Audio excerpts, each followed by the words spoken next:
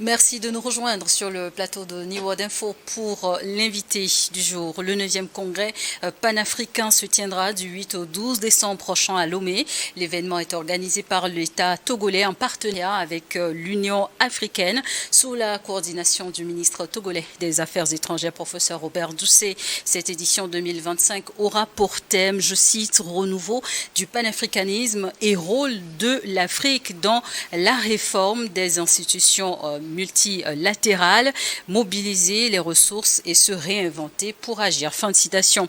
Le congrès réunira des participants venus d'Afrique, de la diaspora et des communautés afro-descendantes. Au programme des panels d'échange sur les défis du continent afin de réaffirmer les valeurs et les ambitions du panafricanisme. Et pour en parler, je reçois sur ce plateau M. Kani Alem. Vous êtes conseiller à la francophonie pour le compte du Togo. Merci d'accepter notre invitation. Merci beaucoup de m'avoir invité à discuter avec vous un peu de la préparation de ce 9e congrès panafricain qui est un rendez-vous très important, non seulement pour le Togo, mais aussi pour la politique africaine en général. Également avec vous, on va visiter le programme de ce grand rendez-vous international, justement à 5 jours de l'événement. Comment se déroule la préparation du 9e congrès panafricain de Lomé? Alors, permettez-moi d'abord de vous rappeler l'objectif même du congrès. On va dire, il y a plusieurs objectifs, mais l'objectif principal, c'est de formaliser le pont que nous essayons d'établir entre la diaspora, les afro-descendants, du côté de l'Amérique latine, du côté des Caraïbes et du côté des autres continents. Le berceau étant l'Afrique, il est très important de maintenir ce lien constant entre ceux qui sont descendants de cette histoire douloureuse et qui ont perpétué sur les sols où ils vivent l'héritage de la culture africaine. Maintenant, pour revenir à votre question, comment ce congrès se prépare? C'est à un double niveau la préparation. Il y a d'abord la préparation au niveau national, confié à une équipe multisectorielle et qui prépare les panels, qui prépare la logistique, etc. Bon, ça c'est le côté de ceux qui accueillent. Et puis il y a l'organisation au niveau international où le Togo a dû déployer sa diplomatie de contact, mais aussi sa diplomatie publique pour toucher le maximum de personnes, de partenaires qui peuvent intervenir directement dans les conclusions qui seront faites à l'issue de ce congrès. Il y a énormément d'intellectuels qui seront invités, des sportifs, des acteurs culturels, mais également des influenceurs. Hein. C'est la mode maintenant, mais c'est une mode importante parce que c'est un relais très important, les influenceurs. Donc, au niveau international, on s'attend à l'arrivée de beaucoup de délégations, notamment la plus importante, la délégation de l'Union africaine. J'insiste sur la délégation de l'Union africaine parce que l'Union africaine est cette instance qui a confié au Togo l'organisation du 9e congrès panafricain. Et toujours à l'international, avant même cette année 2025, il y a eu des rencontres régionales. Pouvez-vous peut-être nous rappeler très rapidement les grandes escales que cette organisation a eu à marquer? En fait, la préparation du congrès panafricain a d'abord été faite par des conférences régionales. Il fallait couvrir toutes les régions d'Afrique et aussi les régions de la diaspora. Donc on va dire au total, il y a eu 6 congrès préparatoires. La plus importante, celle qui a démarré en Afrique du Sud, a porté sur la question des réparations. Puisque cette question... Justement, pourquoi il était important de partir de là? Parce que la plupart des communautés afro-descendantes avaient déjà amorcé la question de la réparation au terme de l'esclavage, de la colonisation. Et donc cette histoire, on avait besoin de mettre ça sur le tapis pour en parler. On n'a pas toutes les conclusions performées, mais ce qui est certain, c'est que le congrès de Pretoria a apporté beaucoup de préconisations qui devront être suivis d'effets dans les années à venir. Bon, il y a eu d'autres congrès en Afrique de l'Ouest, au Mali, à Dar es Salaam, pour l'Afrique de l'Est, etc. Et puis la diaspora, le congrès qui aussi m'a marqué, c'est celui de Salvador, au Brésil. de Bahia au Brésil, où nous avons rencontré directement des intellectuels et des activistes brésiliens, afro-descendants, où l'État brésilien s'est impliqué directement dans l'organisation de ce congrès avec des propositions très fortes qui ont marqué les participants, parce que le Brésil, à lui seul, constitue une région historique de l'histoire difficile des afro-descendants. Et ils seront là avec nous pour essayer d'aller plus loin à l'issue de ce 9e congrès. Renouveau du panafricanisme et rôle de l'Afrique dans la réforme des institutions multilatérales, mobiliser les ressources et se réinventer pour agir, c'est le thème retenu pour cette édition, le 9e congrès panafricain, donc qui s'annonce le 8 décembre prochain à Lomé. Quelles raisons ont motivé ce choix ? Bon, il faut aussi faire attention à la formulation du titre de ce congrès. Je crois qu'il faut s'arrêter un peu sur l'adjectif multilatéral. Nous ne sommes plus dans le bilatéralisme, nous sommes dans le multilatéralisme où les pays qui se revendiquent de l'idéal panafricaniste non seulement font valoir l'importance d'atteindre leur souveraineté, mais de multiplier les partenaires pour leur propre développement. Donc, je crois que les acteurs veulent réinventer le panafricanisme à leur manière, avec l'histoire qu'ils ont et les solutions qu'ils veulent expérimenter eux-mêmes. Dans ce qui rend difficile l'exercice, c'est vrai, il y a les questions des conflits, la question de la gouvernance elle-même, qui est une question historique parfois. Les troubles de la gouvernance ne sont pas toujours des choses que nous créons nous-mêmes, mais dont nous héritons aussi. Donc toutes ces questions-là, ce sont en quelque sorte les objectifs qui sont en creux.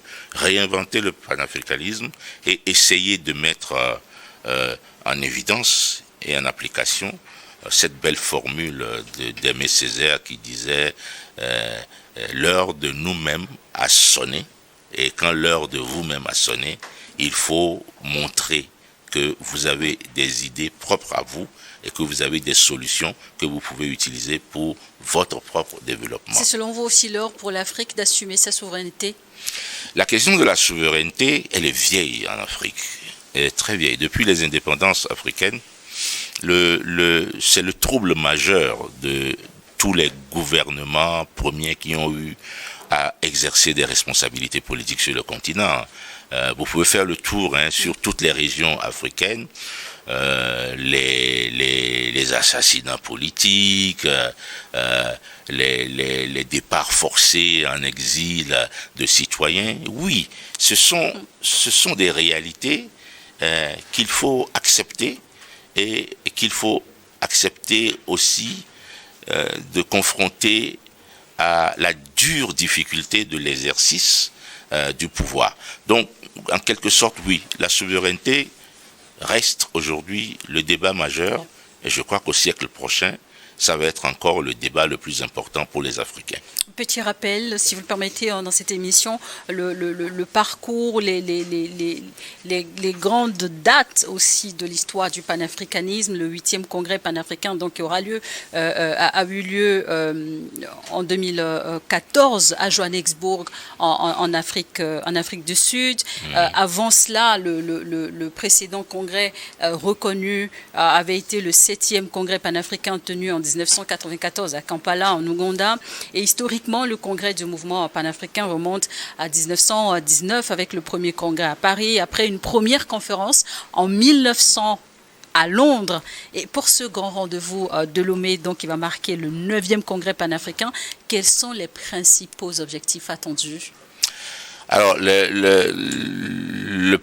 j'ai parlé du principal objectif qui est de mettre en lien la diaspora afro-descendante et l'Afrique pour réfléchir avec une multiplicité de partenaires. Mais je crois que je vais encore insister sur l'idée principale qui est ici de construire des outils politiques propres à l'Afrique, mais des outils inspirés par l'expérience aussi des afrodescendants. La diaspora constitue une sorte de région inexplorée. Et donc, si nous arrivons à mettre en évidence les liens entre cette diaspora afrodescendante et les citoyens africains eux-mêmes, peut-être que nous mettons en place une communauté qui est capable de réfléchir de façon spécifique pour nous-mêmes. Donc, l'objectif, voilà, au final, l'objectif principal, c'est d'établir une nouvelle cartographie de l'Afrique elle-même, qui a des embranchements un peu partout en dehors du continent, et au final, de réfléchir par soi-même. Que répondrez-vous, M. Kani Alem, à ceux qui pensent que le panafricanisme aujourd'hui constitue une nouvelle forme de lutte pour l'indépendance? Ils n'ont pas tort. Je ne vais pas les démentir. Ils n'ont pas tort. Je pense même que le mot indépendance est faible, parce que nous l'avons expérimenté. Nous en connaissons les limites.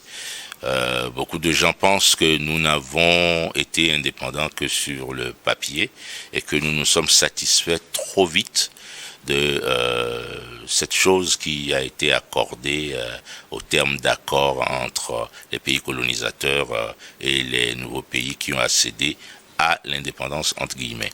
Donc l'indépendance devrait être remplacée véritablement par le mot souveraineté et affirmation de soi.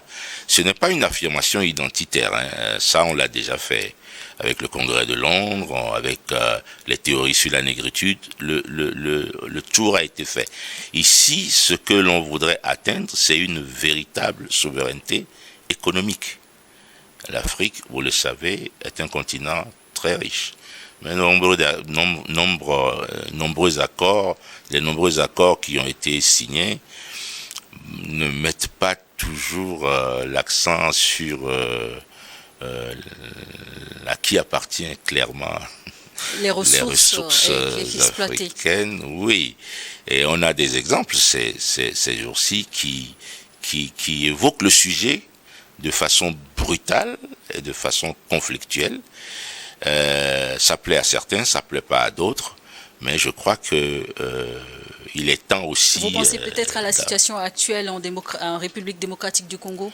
Entre autres, sur les ressources naturelles africaines et le débat sur, je ne dirais pas leur confiscation, mais l'extraterritorialité des ressources, alors que les ressources sont ici, mais il y a des multinationales qui contrôlent ces ressources-là, avec des contrats et des litiges qui sont délibérés ailleurs. Je crois qu'il est important de ramener le débat sur le continent pour que nos tribunaux aussi puissent se prononcer. Vous avez des cas récents au Niger. Au Niger, avec l'uranium. Ouais, je crois que c'est un débat intéressant sur la souveraineté économique. Et justement, parlons de débat. Pendant 5 jours, les discussions porteront sur les enjeux liés à l'avenir du continent et permettront de réaffirmer les principes fondateurs du panafricanisme. Et quels seront les principaux thèmes, justement, ou panels qui vont meubler toutes ces discussions? Il y a une organisation qui couvre 6 journées, je crois. La première journée va s'ouvrir par une session inaugurale, présidée pratiquement par l'Union africaine qui a travaillé à l'organisation de ce congrès. Mais lors de ce panel d'ouverture, on va donner aussi la parole aux panafricanistes, invités, intellectuels, artistes, des noms importants. Vous aurez justement déjà des noms sur votre fiche à partager avec nous dans cette émission. On peut quand même garder on va garder le suspense. On peut garder la surprise du chef. Et en tout cas, dans les réseaux sociaux, on entend des noms.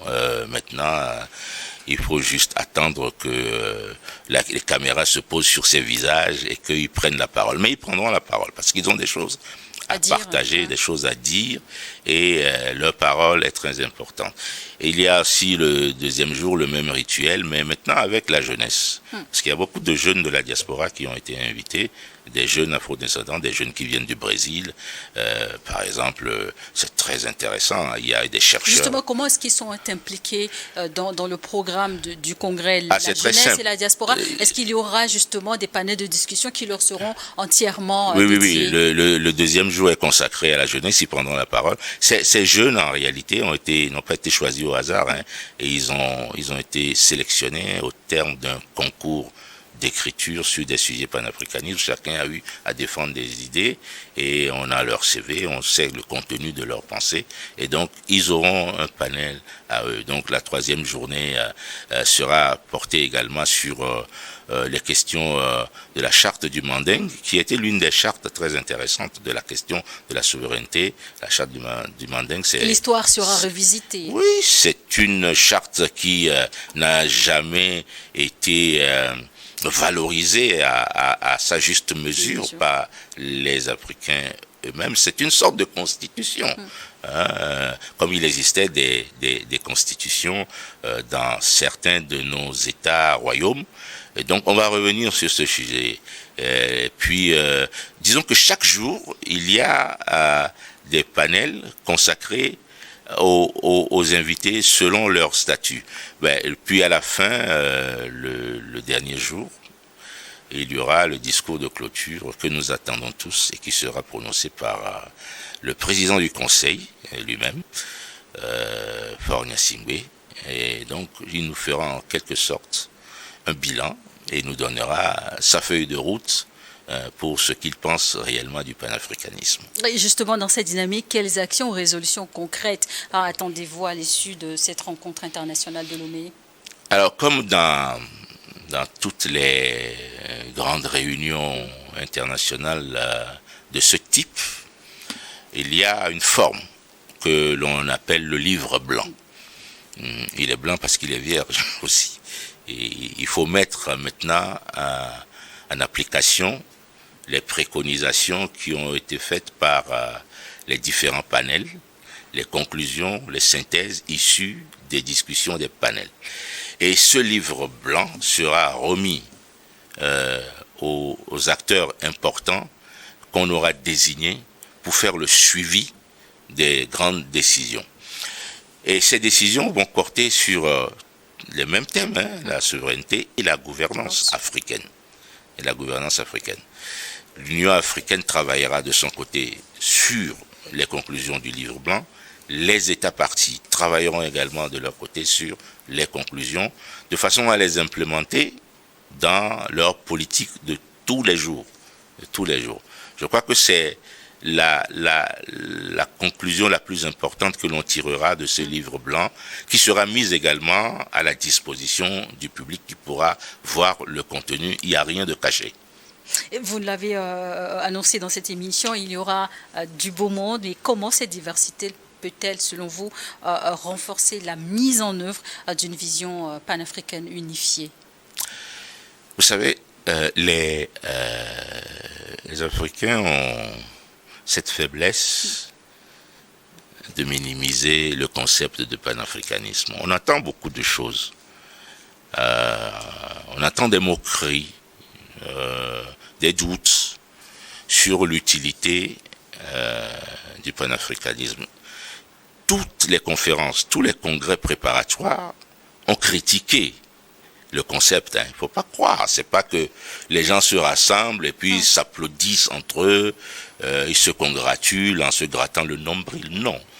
Moi, j'ai entendu à Salvador de Bahia des critiques féroces sur les limites du panafricanisme. Mais chaque fois que l'on critique le concept, on arrive à la conclusion qu'il est opératoire et qu'il faut garder le concept et essayer de corriger les limites de son application. Donc, c'est à nous de croire d'abord en la capacité que le concept nous propose d'aller plus loin. Je vais faire un peu de provocation. les pays africains, qu'ils soient francophones, arabophones ou autres, ont une histoire coloniale. Et dans cette histoire coloniale, il y a des modèles qui nous ont été imposés. Aujourd'hui, quand vous entendez les jeunes parler, vous vous rendez compte que beaucoup de modèles coloniaux ont échoué et que nous n'avons pas suffisamment exploré nos propres pistes de réflexion. Donc le panafricanisme, qui est une idée qui vient de ceux qui sont détenteurs de cette histoire douloureuse, nos frères de la Jamaïque, de Londres, de l'Amérique latine, le panafricanisme doit nous servir maintenant d'outil opératoire pour essayer de penser quelque chose pour le 22e siècle. Moi, je crois que nous ne serons pas là quand le moment viendra. Mais je suis persuadé qu'il y aura une suite, une réinvention au concept de panafricanisme dans les siècles à venir. S'il y a des limites, comme vous le disiez, selon vous, quels sont les principaux défis auxquels le panafricanisme fait face aujourd'hui, à l'époque contemporaine? Ouais, le premier défi, on va pas tourner autour du pot. Le premier défi du panafricanisme, c'est la gouvernance. Vous posez la question à n'importe quel jeune Africain, il vous dira qu'il n'est pas satisfait de nos gouvernances. Et on l'entend, cette critique, on l'entend. Et on sait d'où vient cette insuffisance de la gouvernance. Peut-être aussi de l'incapacité que nous avons à être impopulaires et à choisir d'autres voies. Oui, en quelque sorte, tout le monde s'attend à ce que l'Afrique se gouverne lui-même autrement. Donc ça, c'est Il y a donc de fortes chances de réinventer la roue de cette gouvernance aujourd'hui dans un esprit panafricaniste. On l'espère, on le souhaite, Et c'est pour ça que nous nous rassemblons, pour essayer d'oser penser autrement, en quelque sorte. Il ne faut pas désespérer, hein. Il ne faut jamais désespérer. Les chantiers de rénovation sont des chantiers difficiles et la politique se faisant avec le terrain, parfois on se rend compte que les autres ont des pôles de pouvoir très affirmés et que notre voix dans le bilatéral est trop faible et que dans le bilatéral, nous n'avons pas le courage d'aller chercher d'autres partenaires qui pourraient déplaire. Il faut encore apprendre en Afrique à assumer ses choix. Ah oui, assumer ses choix. Vous savez, ça a l'air facile, assumer ses choix. Mais je crois qu'il faut l'assumer. Il y a de grands pays qui nous ont montré qu'ils ont fait des choix difficiles, mais ils l'ont assumé. 3-4 siècles plus tard, on a vu les résultats.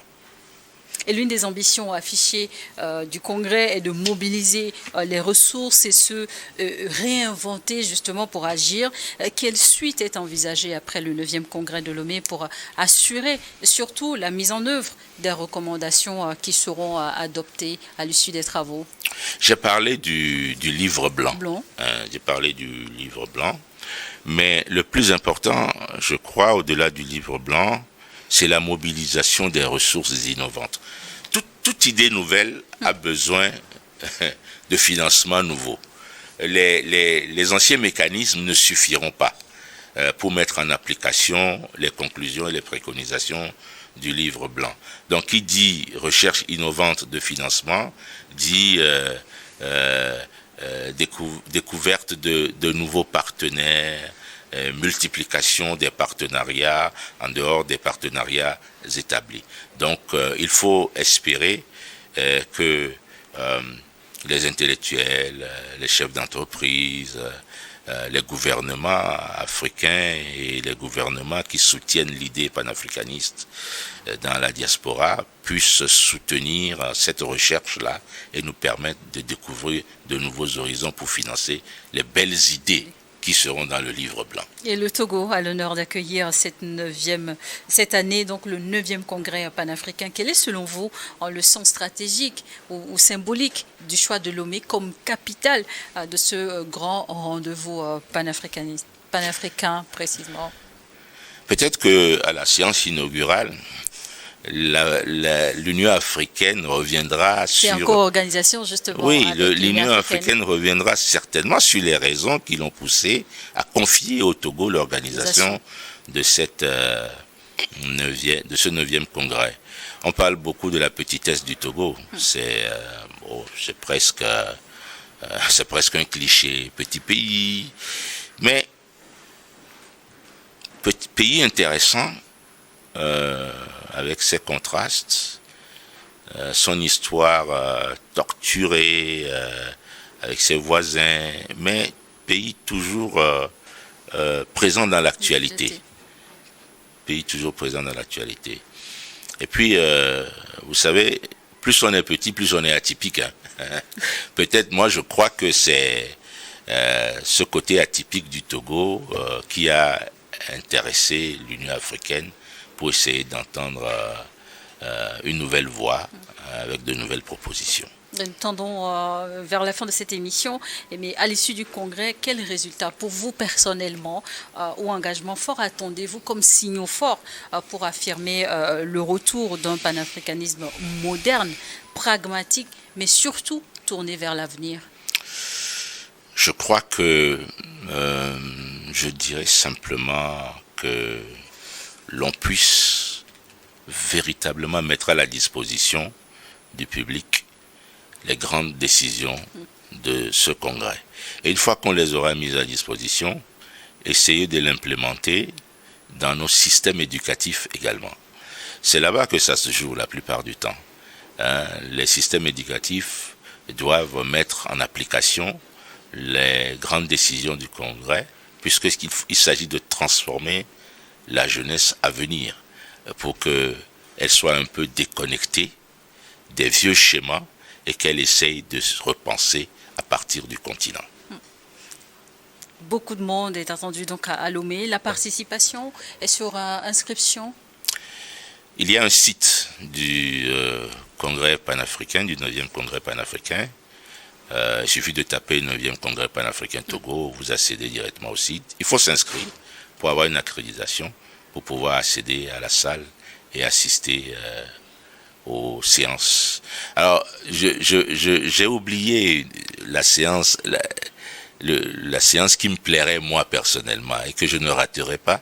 C'est le 4e jour. Le 4e jour qui portera sur? Le 4e jour, ça porte sur nos identités culturelles.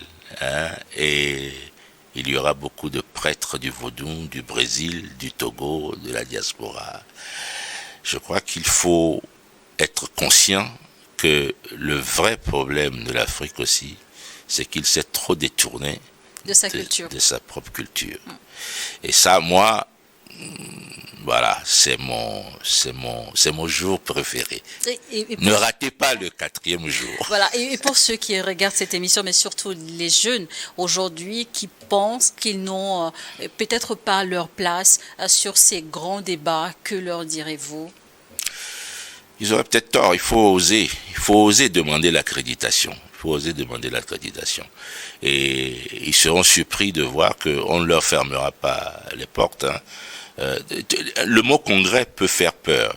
Il y a les panélistes, il y a ceux qui prendront la parole, mais il y a aussi des gens qui sont dans la salle pour écouter et apprendre. Donc, qu'il n'ait pas peur de venir apprendre. Et l'événement se tiendra donc au Palais des Congrès de Lomé, qui a une capacité d'accueil de plus de 3000 places. Oui. Donc il y a de la place pour tout le monde. Il y a de la place pour tout le monde. Exactement. Merci beaucoup d'avoir accepté répondre à nos questions dans cette émission. Aurez-vous un dernier message pour nos téléspectateurs? Vive le 9e congrès panafricain et ne désespérons pas du panafricanisme renouvelé. Merci beaucoup. Je rappelle pour nos téléspectateurs, Kanyalem, que vous êtes conseiller à la francophonie pour le compte du Togo. Merci d'être passé. Merci beaucoup. Merci à vous également de nous avoir suivis dans ce nouveau numéro de l'invité du jour sur New World Info.